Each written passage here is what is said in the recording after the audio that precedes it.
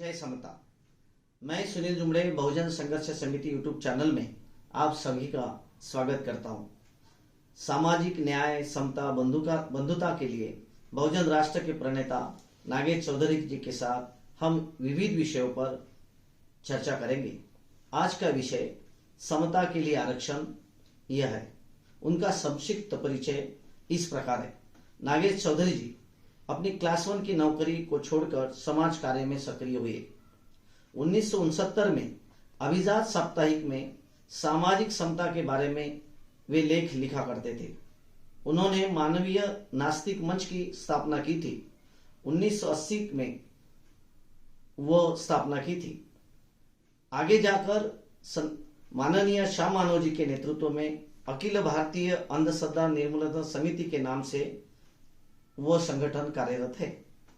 एक गांव एक पानवटा आंदोलन में वे माननीय डॉक्टर बाबा आढाव जी के साथ विदर्भ में उन्होंने आंदोलन बाबा दलवी जी के साथ शुरू किया था, जिसके कारण उनको 7 दिन की जेल हुई थी। डॉक्टर बाबा साहब आंबेडकर मराठवाड़ा विद्यापीठ नामांतर आंदोलन में भी वे कार्यरत थे, जिसके कारण उन्हें 1 दिन की जेल हुई। केंद्र सरकार मंडल आयोग की सिफारिशें लागू करे, इसलिए नागेश चौधरी जी की और उनके सहकारियों ने अनेक बहुजन संघर्ष समिति के माध्यम से मोर्चे निकाले, शिविर सम्मेलन आयोजित किए। 1983 में अखिल भारतीय मंडल आयोग परिषद का नागपुर में उन्होंने आयोजन किया था, जिसमें दिल्ली से माजी नायब राज्यपाल चौधरी ब्रह्म प्रकाश, तमिलनाडु से वीरमणि और वाम सेक के कांशीराम और कॉमरेड शरद पाटिल सहभागी हुए थे। नागेश चौधरी जी पिछले 40 सालों से बहुजन संघर्ष पाक्षिक निकालते हैं। उन्होंने अनेक ग्रंथ लिखे, जैसे जाति व्यवस्था व भारतीय क्रांति, हिंदुत्व देश तोड़नारे सूत्र, हिंदू राष्ट्र से बहुजन राष्ट्र तक, राष्ट्र व संघ, परिवार आक्रमकतेची रंगरूपे, Hindu Rashtra Ek Bhashya, RSS, caste and Hindu nation इत्यादि, और अनेक ग्रंथों को उन्होंने इंग्रजी में भी उसका ट्रांसलेट किया है। उन्होंने अनेक उत्सव किए हैं, जैसे बलिराजा उत्सव, सत्यशोधक समाज अधिवेशन उत्सव, मनुस्मृति दहन कार्यक्रम, जयपुर के हाईकोर्ट के सामने मनु के पुतला हटाओ आंदोलन, पारधी समाज के लिए आंदोलन, ओबीसी स्कॉलरशिप आंदोलन, स्त्री पुरुष समानता परिषद, बहुजन राष्ट्र के शिविरों का आयोजन, लोक भाषा सम्मेलन, शिक्षण परिषद आदि के लिए चिंतन शिविर आयोजन से अनेक कार्यकर्ता तैयार हुए। ये कार्यकर्ता अनेक संगठनों, राजनीतिक पार्टियों में अभी कार्यरत है। किसान के परिवार से आए श्री नागेश चौधरी जी, इन्होंने एमएससी एलएलबी का शिक्षण पूर्ण किया। क्लास 1 की नौकरी छोड़कर अपने आप को सामाजिक समता की लड़ाई में झोंक दिया। ऐसे व्यक्तित्व से हम आरक्षण इस विषय को समझने का प्रयास करेंगे। आरक्षण का फायदा लेने वाले और आरक्षण की मांग करने वाले आपस में जब टकराव की स्थिति में हो, तो उस वक्त इस विषय की उपयोगिता बहुत ही महत्वपूर्ण है। तो आइए नागेश चौधरी जी से मैं पहला प्रश्न पूछता हूं। चौधरी सर, 1873 में महात्मा ज्योतिबा फुले जी ने पहली बार आरक्षण की मांग की थी। उसके बाद जो हम बदलाव देखते हैं, मतलब आरक्षण लागू होने के बाद, तो आप किस तरह का बदलाव देखते हैं? आरक्षण की जो महात्मा फुले ने 1873 में मुद्दा उठाया था, मांग की थी, और वो उनकी जो किताब है शेतकऱ्याचा आसूड, किसानों का कोड़ा, उसमें वो किताब में उन्होंने ये मांग की थी। और हम अब देखते हैं कि उसके बाद आरक्षण की मांग बढ़ती जा रही है। आज हम 2023 में हैं, और लगातार उसके बाद जो जैसा कि साहू महाराज ने 1902 में किया था आरक्षण लागू 50% पश्चिम महाराष्ट्र में, बाद में तमिलनाडु में भी 1921 से आरक्षण लागू हुआ था, कर्नाटक में भी लागू हुआ। तो इसका मतलब है कि आरक्षण की जो मांग बढ़ती जा रही है, और बाद में 1979 में मंडल आयोग की स्थापना हुई, और मंडल आयोग के माध्यम से 1990 में फिर वीपी सिंह की सरकार ने उसकी घोषणा की और मंडल आयोग 1993 में एक्चुअल में लागू हो गया। तो अभी जो मंडल आयोग या आरक्षण की बात है तो अभी बढ़ती जा रही, मगर सरकार ने अभी तक वो मंडल आयोग के जो 27% आरक्षण है ओबीसी के लिए, उसकी भरपाई नहीं कर रहे। कम से कम मात्रा में उनको आरक्षण मिल रहा है और अभी भी उसको अनुपात में संख्या के, जैसे महात्मा फुले ने जाति के संख्या के अनुपात में आरक्षण देना चाहिए, जिस जाति की जितनी संख्या होगी उसको उतना आरक्षण मिलना चाहिए, ऐसी महात्मा फुले ने की और दक्षिण में पीरे रामास्वामी ने भी की थी। तो इसका मतलब है कि अभी आरक्षण की जो मांग है वो अपूरी है। 50% जो आरक्षण मिलता है वो SC ST OBC सबको मिलकर मिलता है और उसमें भी पूरा भरा नहीं जाता। तो इसका मतलब कि आरक्षण अभी पूरा हुआ नहीं और हमारी डिमांड बढ़ती रहेगी, ऐसा मुझे लगता है। 3 हाँ, आप जो कह रहे हैं कि आरक्षण जो है लोक संख्या के प्रमाण में मिलना चाहिए, हाँ प्रमाण में मिलना चाहिए, जैसा कि आपने कहा OBC ST और हाँ, ये जो 3 समुदाय जो है वो 85% है और आरक्षण इनको 50% तक मिलता है, मतलब पूरी आरक्षण की मांग नहीं हुई थी।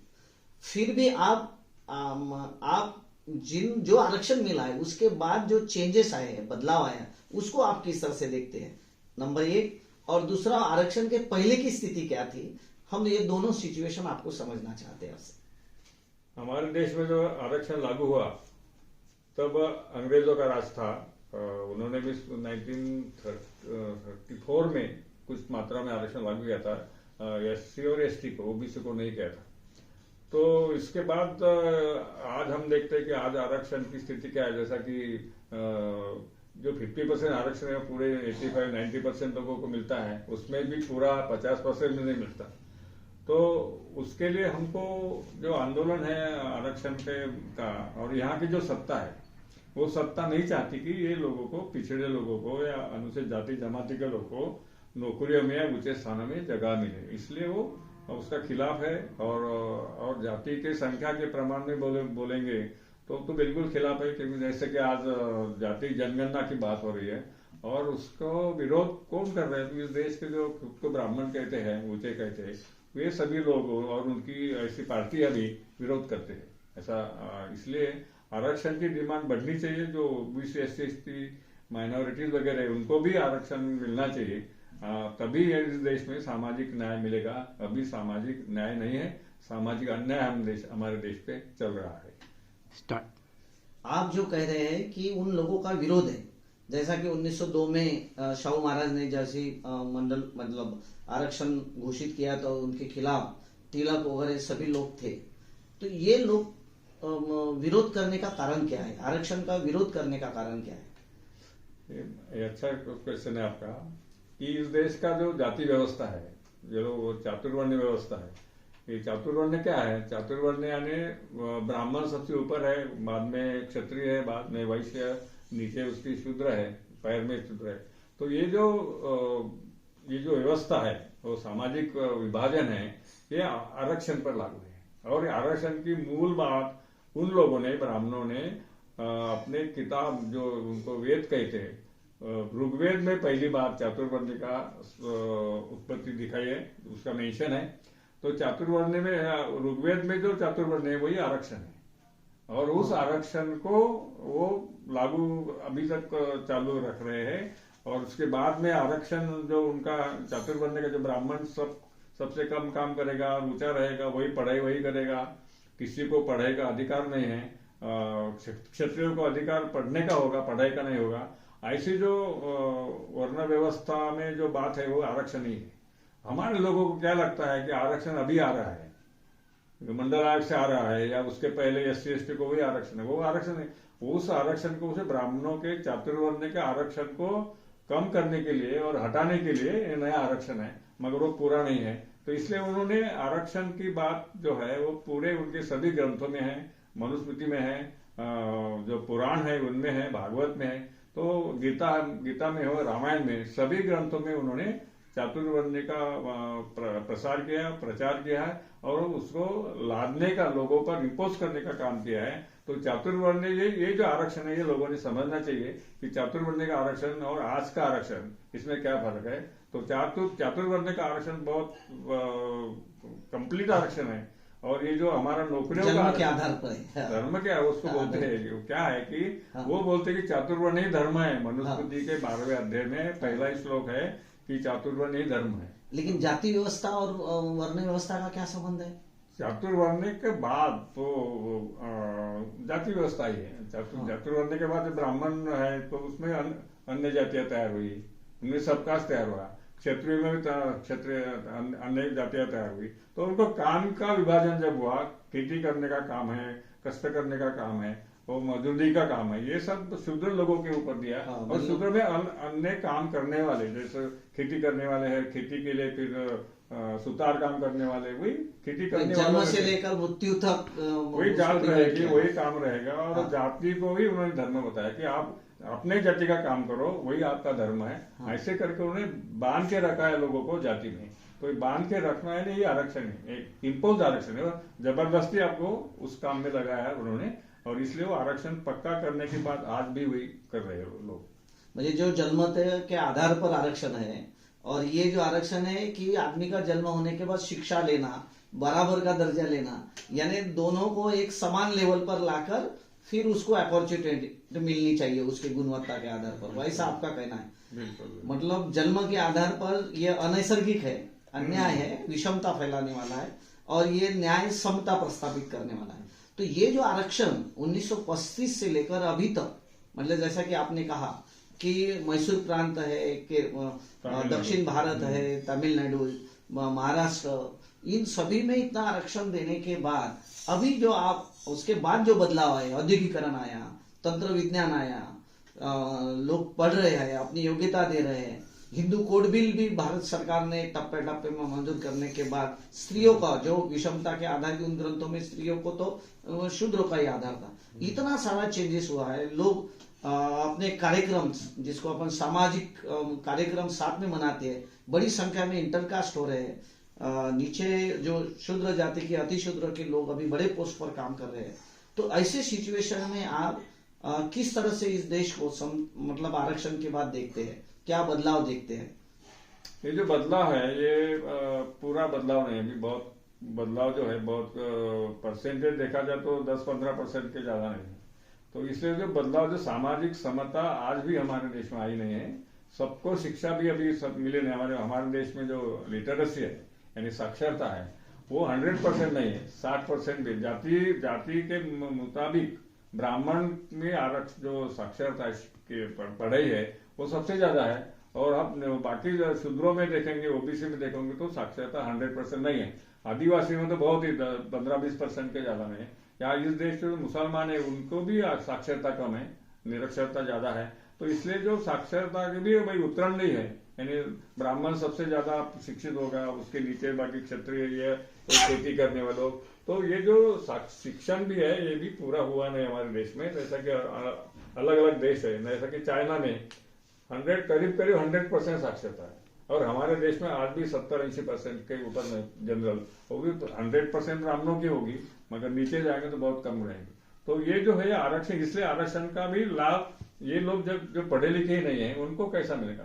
बगैर शिक्षा, अभी जो इस शिक्षा नीति है देश की, जब इस देश में वो सरकार ने 2020 में नई शिक्षा नीति के नाम से जो शिक्षा नीति लागू करने वाले हैं, वो शिक्षा भी बंद करने की साजिश उसमें है कि कष्ट करने वाले लोग रहेंगे, वो कम से कम पढ़ाई करेंगे। और ये भी है कि इसका अभी महाराष्ट्र में हम देखते हैं कि स्कूल्स बंद कर रहे हैं, यानी शिक्षा बंद करने का ये जो मनुस्मृति की में है कि शूद्रों को पढ़ना नहीं चाहिए, वो लागू करने की मानसिकता इस सरकार में है। ये महाराष्ट्र सरकार, भाजपा का सरकार, जो दिल्ली का सरकार है, वही आरएसएस के आइडियोलॉजी से चलता है। और आरएसएस की आइडियोलॉजी है ब्राह्मणवादी है, मनुवादी है। मनुवाद यानी शूद्रों को सब तरह का शिक्षा हो या अधिकार हो, सबको नकारना है। तो इसके लिए आंदोलन करने की जरूरत है। लेकिन भारत में सभी के लिए तो शिक्षा है, स्कूलें गांव से लेकर शहर तक है, किसी को रोका नहीं है।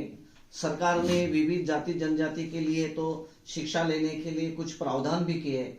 आप कह रहे कि ऊपर के जो लोग, उच्च वर्णीय जो लोग हैं, मतलब जिसको अपन मनुवादी लोग बोलते हैं, वो लोग इनको रोक रहे हैं, ऐसा आपका कहना है। लेकिन स्कूल तो सबके लिए है, सभी स्कूल में जा रहे हैं। 1990 में मंडल आयोग लागू हो गया है, लेकिन अभी भी जो अपर क्लास पोस्टिंग है, जिसको हम देश चलाने वाले पोस्ट बोलते हैं, तो ये लोग वहां पहुंचे नहीं है। तो इसका कारण हम उच्च वर्णीयों को कैसा दे पाते हैं? लोग क्यों नहीं आगे बढ़ रहे हैं? उनको तो किसी ने रोका नहीं है। तो इसके ऊपर आप क्या कहना चाहते हैं? बराबर है, वो उसका भी तो सत्ता जो है वो चाहते हैं कि आप नीचे वाले लोगों ने नीचे रहना चाहिए, पीछे ही रहना चाहिए, इसलिए उन्होंने प्लानिंग करती है, योजनाबद्ध तरीके से वो शिक्षा को लिमिट कर रहे हैं। जैसा कि शिक्षा तो स्कूल है, मगर कितने % लोग जाते हैं स्कूल में? इससे अच्छा अंग्रेजों का रास्ता जो हमने पढ़ा है कि अंग्रेज अगर किसी लड़का कोई घर स्कूल में नहीं जाता था, उसको फादर को और पेरेंट्स को खत लिखते थे कि आपका लड़का स्कूल में नहीं आ रहा। अभी इस देश में अगर कोई लड़का नहीं आता तो कि सरकार को परवाह नहीं करती, रहने दो, नहीं आया तो नहीं आया। तो कंपल्सरी एजुकेशन है हमारे संविधान में, 14 साल तक कंपल्सरी एजुकेशन है, मगर वो भी इम्प्लीमेंट नहीं कर रहे। और जैसा कि मैंने बताया कि वो स्कूल बंद कर रहा है, इसका मतलब है कि वो पढ़ाई नहीं चाहते कि सब लोग पढ़े। तो बावजूद कानून के कि सब लोगों के लिए स्कूल है, ओपन है, खुला है, मगर वो जाति व्यवस्था के कारण वो खुला नहीं, बंद है। वो मानसिकता ऐसी बनाई उन्होंने कि जो शूद्र है उनको लगता है कि हमारा काम पढ़ाई का नहीं है, किसान का काम। जैसे कि वो एक हमारी मन है मराठी में कि जो पढ़ाई जो है ब्राह्मणों की है और बाकी लोगों के काम करने की मानसिकता बने हुए हैं। इसलिए मानसिकता के कारण भी हमारे यहाँ इस देश के बहुजन समाज के लोग पढ़ते नहीं है। वो मानसिकता बदलने की जरूरत है कि हमको भी हमारा शिक्षण अधिकार है, ब्राह्मणों का ही नहीं है। ऐसी मानसिकता उनमें आएगी कि हम भी शिक्षित होंगे। और जो बात कही आपने कि ऊंचे पदों पर जो है वो ये लोग नहीं जा रहे, बावजूद आरक्षण के। यहाँ के एससी होगा, एसटी होगा, मगर वो दिल्ली में जो सत्ता है सबसे ऊंची जगह में केवल ब्राह्मण ही रहते हैं और दूसरे को चांस ही देते हैं। आपको नौकरी मिलेगी, जैसे कि 15% इसका एससी को है तो वो मिलेगी, मगर वो नीचे वाली तबके की नौकरी मिलेगी, बाबू हो या थोड़ा सा अधिकारी हो। मगर वो ऊपर जो नियोजन होता है, सरकार चलाने का काम जो होता है दिल्ली से होता है या सेंट्रल से होता है, तो उसके ऊंचे पदों पर जो लोग रहते हैं अगर ब्राह्मण है तो सरकार की नीति जो गरीबों के लिए जाना चाहिए, नीचे लोगों के जाना चाहिए, उसका वो जाने नहीं देते। वहीं अटकाव करते हैं कि ब्राह्मण नीति चलाने से शिक्षा का फायदा और नौकरियों का फायदा समाज परिवर्तन के लिए नहीं हो रहा है। तो इसलिए पढ़ाई से भी जो पढ़ने वाले, सबसे ज्यादा पढ़ने वाले लोग हैं, पढ़ाई ब्राह्मण लोग हैं, वो नहीं चाहते कि वो उदार मतवादी नहीं है, वो संकुचित है, इसलिए वो नहीं चाहते कि ये नीचे वाले लोग ऊपर आए। तो इसलिए आरक्षण का जो फायदा होना चाहिए था नहीं हो रहा है। मुझे आप इस आरक्षण को या आरक्षण का फायदा लेने वाले को दो तरह से देखते हैं। एक ही मानसिक परिवर्तन होना जरूरी है जो कि आरक्षण का फायदा होना चाहिए, और दूसरी तरफ देखते हैं कि आरक्षण के फायदा लेने के लिए जो उसमें अटकाव लाते हैं, जहाँ स्किल को उन लोगों को आने नहीं देते, उसके खिलाफ संघर्ष के लिए एक होना चाहिए, ऐसा आप देखते हैं। बिल्कुल। और अब इस प्रश्न का जाति व्यवस्था, जो आपका मूल प्रश्न है कि सामाजिक समता के लिए आरक्षण आया है, मतलब लोग जब सत्ता में बराबर के भागीदार होंगे तब जाति व्यवस्था टूटेगी। और अभी आप जो कह रहे हैं कि इतने साल में, देश स्वतंत्र होने के बाद 75 साल में या उसके भी कालखंड को हम इसमें गिनते हैं, तो इसमें जो परिवर्तन हुआ है वो परिवर्तन आपके अनुसार समताधिष्ठ ये देश होने के लिए क्या करना पड़ेगा? अभी जो हमारे देश में सत्ता है, दिल्ली में जो सत्ता है वो तो पूरी विषमतावादी, गैर बराबरी की चाहते हैं, वो भी जाति व्यवस्था बरकरार रहे, चातुर्वर्ण्य बरकरार रहे, ऐसे चाहते हैं।